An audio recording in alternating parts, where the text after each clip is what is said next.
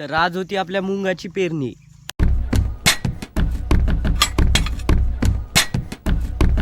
तर आजच्या व्लॉगमध्ये बघणार आहोत आपण की पेरणी कधी करते आणि कशी करते ते पूर्ण आपण आजच्या व्लॉगमध्ये बघणार आहोत. आणि पेरणी करताना काय काय करावं लागतं, कसं नियोजन करावं लागतं हे आपण आजच्या पूर्ण व्लॉगमध्ये बघू. नमस्कार मित्रांनी मंडळींनो, तर कसं आहात? आपलं पुन्हा एका नवीन व्लॉगमध्ये स्वागत आहात. तर आज होती आपल्या मुंगाची पेरणी. व्लॉग चालू करण्याच्या आधी आपल्या चॅनलवर नवीन असाल तर व्हिडिओला लाईक करा आणि चॅनलला सबस्क्राईब करा. आज जे होती ते मुंगाची पेरणी होती. तर बाबा म्हणे थोडा लवकर येतो म्हणे वावरात, कसं आज मुंग वगैरे वारू घालणार म्हणे. तर कोणतं एखादा बैल घुसला तर ते हे करून टाकल म्हणे. तर मी थोडा लवकर आलो, मशीन वगैरे आणूनच आहे. तर आता बाबा जे आहे ते खत आणायला गेले आहे. तर खत कृषी केंद्रात आमच्या गावावरून 5 ते 7 किलोमीटर लांब आहे. तर बाबा म्हणे खत वगैरे घेऊन येतो म्हणे, तू थांबजो म्हणे वावरात म्हणे. तर मी आता थांबून वावरात. बाबा आले का मग पेरणीला चालू होईल. आणि हे जे आहे आमच्या ते शेजाऱ्याचा वावर आहे हे वाला. आणि आता आपले मूग वगैरे वारू घालणं आहे. हे आपले मूग आहे हे वाले, हे मूग आहे. आणि जागा जी आहे ते तेथपर्यंत आहे जागा, कारण तर तेवढं जे आहे ते ओली जागा आहे. तर वक्रण वगैरे झालं नाही, जागा साधायची आहे.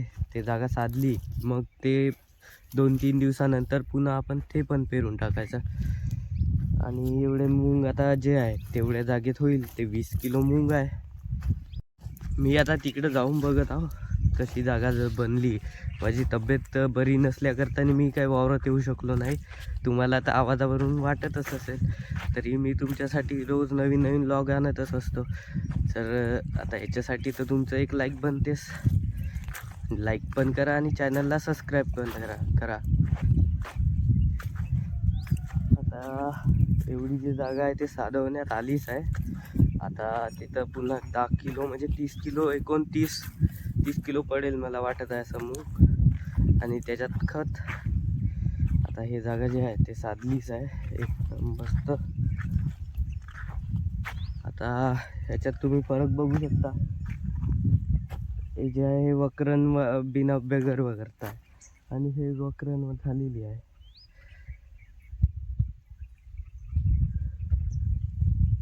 आणि इकडं पण पाईपलाईन तुम्हाला दिसू शकते की कसं पाईपलाईन टाकून आहे. आणि ही जागा ओलली आहे थोडी. आणि आमच्या वावरात काही गोट्याले काही कारच नाही. आता बाबा येईलच. बाबा आले की पुरं मिसळून टाकतो आणि पेरणीला सुरुवात करतो. मग मिसळणं चालू आहे आता.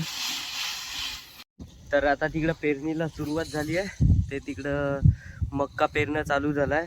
तर आता इकडं खतात जे आहे ते मूग पण मिसळून घेतले आहे. या तुंबडीत पण मूग मिसळून आणि भरून घेतले. आता कसं ते मक्का पेरणं झालं की मग मूग पेरणं सुरुवात होईल. आणि इथं जे आहे ते पण इथं मूग आणि हे थोडं झाकून ठेवले आहे. आणि हा जो आहे तो कोटा आहे शेजाऱ्यांचा.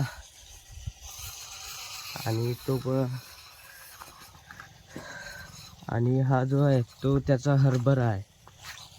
आणि तो तिकडं गहू आहे त्याचा. आता जे आहे ते मुंगाची पेरणी सुरुवात झाली आहे. या काडीपासून जे आहे ते इकडं मूग आहे आणि तिकडे जे आहे ते मक्का आहे. तर आता कसं आहे तिथं जे आहे ते व्हील बघत आहे किती दाट पडलं, का पडलं, कसं पडलं ते पण बघत आहे. आता जे आपल्याकडे काम आहे ते आहे मूग नेऊन टाकणे मशीनमध्ये. कसं आहे इकडं भरली तिकून जाऊन आली का पुन्हा भरली का पुन्हा इकडून तिकडे जाऊन आली. आता आपल्याकडे तेवढंच काम आहे. तर आता हे ते मूग आहे मी या चुमडीत भरून टाकतो आणि चुमडीतून मग त्या मशीनमध्ये टाकलं का मग जाऊन येते पुन्हा. मग तेच काम आपल्याकडे. A few moments later. तर आता अर्ध्यापेक्षा जास्त जे आहे ते पेरणं झालेलंच आहे. आता इथून 2-3 जे आघाड्या बसेल तेवढंच बाकी आहे. आता मूग जे आम्ही तेवढे मिसळवले होते तेवढे होऊन जाईल. आणि आडासं वगैरे आहे ते पण आहे. आडासं झाले की मग तीर आहे, तीर पण पेरायची आहे 4-5 तास. ते पेरलं का मग झालं. त्यानंतर जे आहे ते याच्यावर घासाचं आहे फासाटी वगैरे झाली की मग झालं. तर आता आपलं पेरणं झालेलंच आहे. आळास चालू आहे तिकडं जे आहे ते आळास चालू आहे आणि तिकडंच मशीन वगैरे ठेवून द्यायची आहे. आता जे आम्ही तीर वगैरे पेरून टाकली हातानाच आणि आता जे आहे ते फासाठी चालू केली आहे. फासाठी झाला आता एवढी फासाठी झाली इथपर्यंत. आता ह्या गाडीच्या समोर थोडी फासाठी झाली की आम्ही लाईन टाकून देतो. लाईन टाकली की झालं, मग लाईन चालू केली की मग झालं, पूर्ण फासाटीचं झालं की मग घराकडंच जायचं राहते. आता दादा तिकडं फासाठी चालूच आहे. आता स्टार्टिंग केली आहे, पहिली फासाठी चालू केली. तर आता मी इकडं पाईपलाईनकडे आलो. तर आता इकडं जे आहे नवजल वगैरे काढणं चालू केले. आता एक नवजल मी घेऊन जातो आणि तिकडं नवजल मग पाईपच न्यायचे राहते. मग आता नवजल वगैरे काढणं चालू केलेस. आता नवजल नेऊन ठेवले. आता पाईप नेणं चालू आहे. पक्क नेऊन टाकतो पाईप आणि लाईन वगैरे टाकून देतो. आता लाईन वगैरे पूर्ण फेरून टाकली आहे तिकडं पुरी. आणि तिकडं विशाल दादा लाईन चालू करायला गेला आहे. मी इथं थांबून आहो, कारण तर जे पाईपात कचरा आहे तो आता पाण्यात निघू द्यायचा आणि नवजल वगैरे लावून टाकायचा. मग आता विशाला तिकडे गेला आहे. आता उरलेले पाईप घेऊन गेला तो आणि त्यानं लाईन पण जोड लागली आहे. आता तो चालू करतो म्हणाला आणि चालू केल्याबरोबर मग मी पाणी गेल्याबरोबर ह्या नवजल लावून टाकेल. आता लाईन वगैरे फिरून टाकली आणि नवजल वगैरे तो जोडून टाकला होता. शेवटचा कचरा वगैरे काढून टाकला आणि विशालानं डबल जे ते फासाठी धरली आहे. आता लाईन नवजल वगैरे सगळं चालूच आहे. आता 3 तासाने पुन्हा लाईन फेरायचीच आहे. आता उरलेला आपला जो मूग आहे तो 3-4 दिवसानं आपण पेरून टाकू. आणि आपल्या चॅनलवर जर आपण नवीन असाल आणि इथपर्यंत व्हिडिओ बघितला असाल तर व्हिडिओला लाईक करा आणि चॅनलला सबस्क्राईब करा.